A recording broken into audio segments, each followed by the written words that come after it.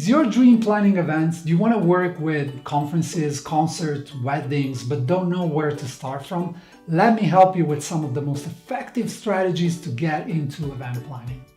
This video today is brought to you by TISO, the International School of Hospitality. Learn from EventPros, become one yourself.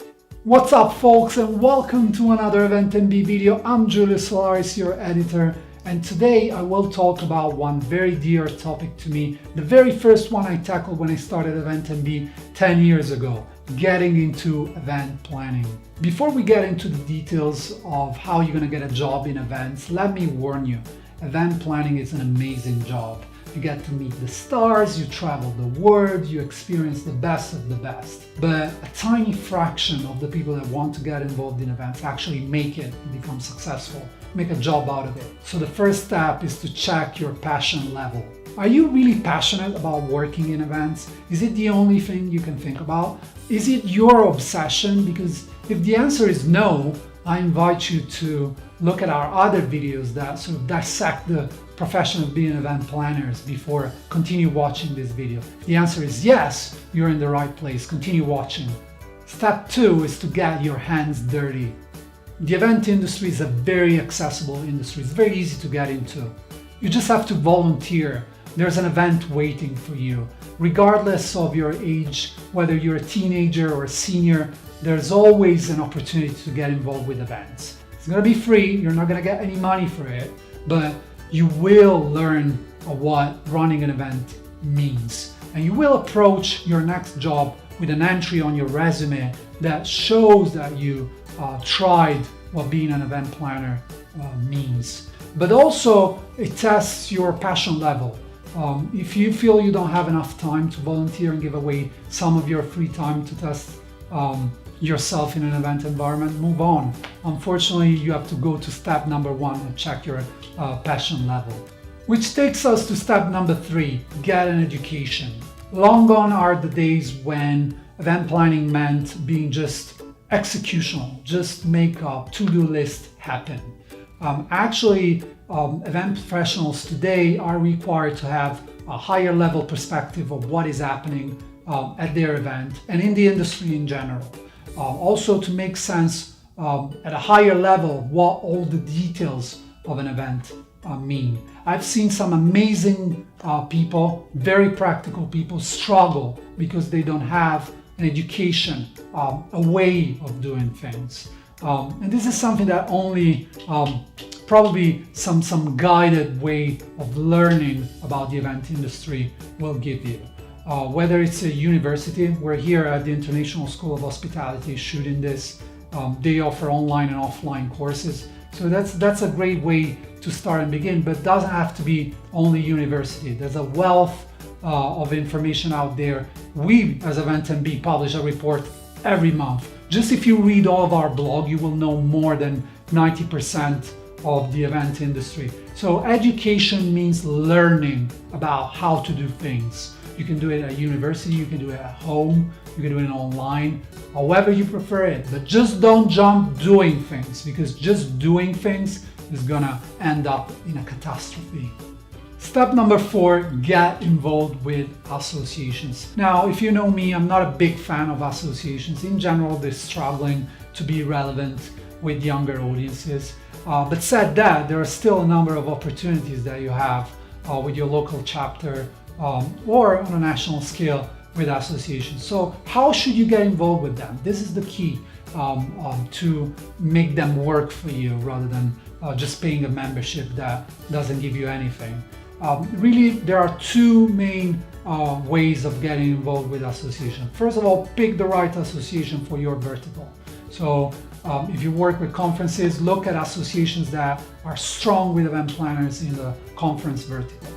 Same with weddings or music concerts and so forth. The second step is not just showing up at a mixer. That's not gonna change your career perspective.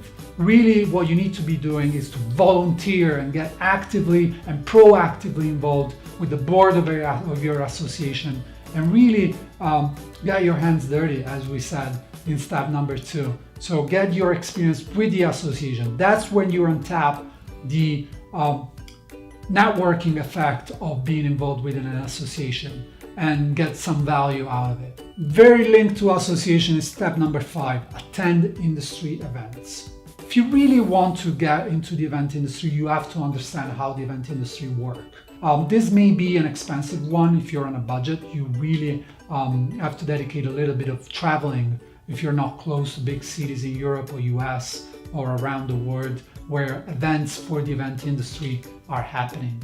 I remember when I attended my very first IMEX, one of the most popular exhibitions for events 5 years ago. I was already a blogger for 5 years in the event industry, but that changed completely my perspective of the industry. You get very hands-on with other people working in the industry, and it's kind of a melting pot that sort of educates you about the different dynamics happening in the industry. Once again, pick an event that is close to your vertical. If it's meetings, incentives, conventions, exhibitions, you have to pick certain shows. If it's music festivals, you have to pick some others. If it's weddings, there's going to be a trade show or a big conference happening near you.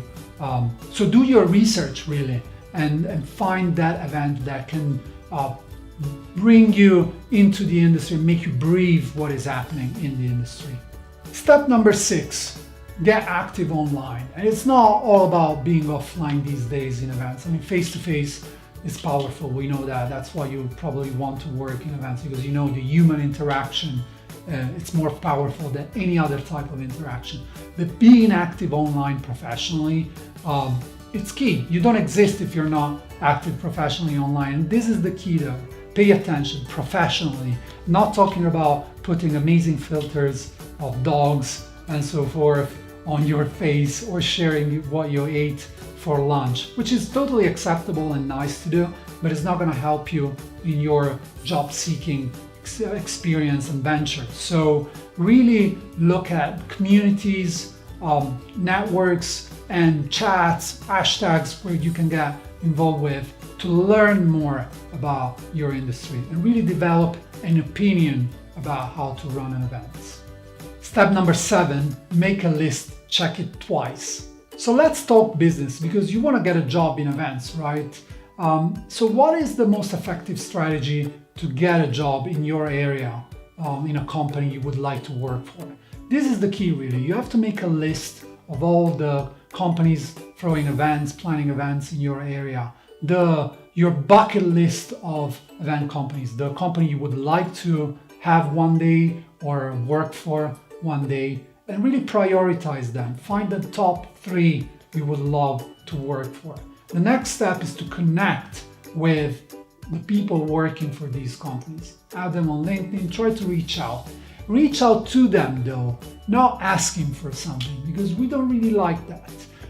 We like to be contacted by people that ask us questions or want an opinion, or ask them directly, how can you be helpful to them? How can you be helping with some of their events they're planning? Because maybe your dream is to work for them one day.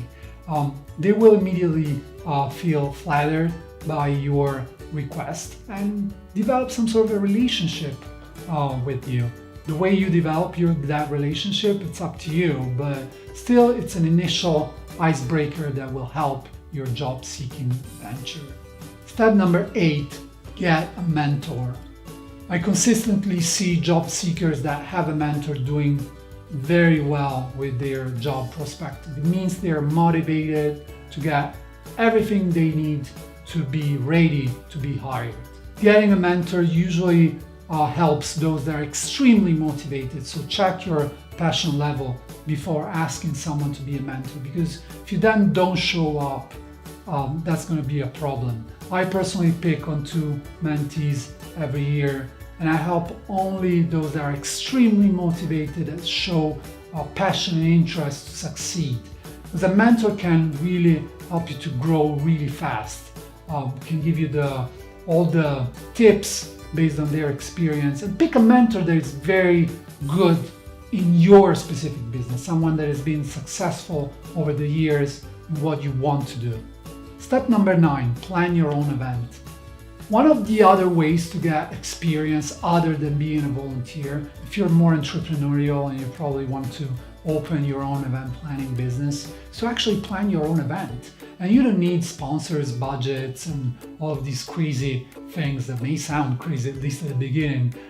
You can just go on websites such as meetup.com and start a mini event in your local area. These platforms will refer interested attendees, and you don't have to really put a lot of budget or risk your resources to plan an event. And on a smaller scale, it will give you a very tangible idea of what planning an event means. Step number 10, be confident.